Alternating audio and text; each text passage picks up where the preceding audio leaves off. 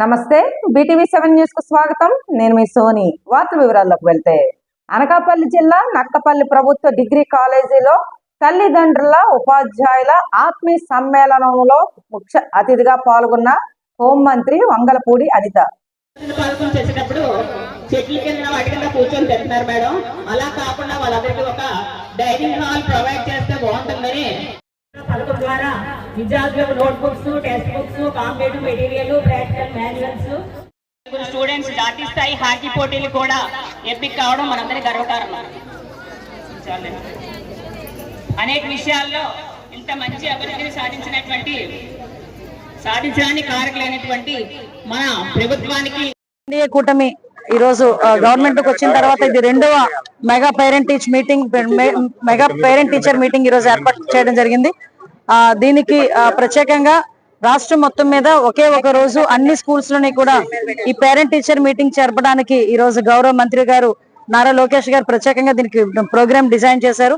ఈ రోజు ఏదైతే టీచర్స్ తో పాటు పేరెంట్స్ కూడా ఈ రోజు స్కూల్ అడ్మినిస్ట్రేషన్ లో ఇన్వాల్వ్ అవ్వాలి, స్కూల్ అడ్మినిస్ట్రేషన్ కి వాళ్ళ సూచనలు సలహాలు ఇవ్వాలనే ఉద్దేశంతో ఈరోజు గవర్నమెంట్ ఏ ఇంప్లిమెంటేషన్స్ చేస్తుంది, ఏ రకంగా బ్యాగ్స్, స్కూల్ డ్రెస్, అదేవిధంగా బుక్స్ అన్ని కూడా సరఫరా చేయటం, అదేవిధంగా సన్నబియ్యంతో ఈ రోజు మధ్యాహ్నం భోజనాలు కూడా ఏర్పాటు చేయటం, పిల్లలకు ఎటువంటి ఇబ్బంది కలగకుండా చూసుకునే బాధ్యత కూడా గౌరవ మంత్రి గారు అదేవిధంగా గవర్నమెంట్ కూడా ఈ రోజు చూసుకోవడం అనేది ఒక శుభ పరిణామం కింద భావించాలి.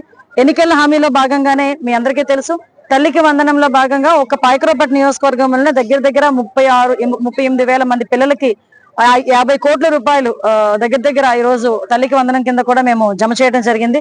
ఈ రోజు ప్రతి ఒక్క తల్లిదండ్రులు కూడా చాలా హ్యాపీగా ఉన్నారు, వాళ్ళ పిల్లల్ని చదివించుకోవడానికి ముందుకు వస్తున్నారు.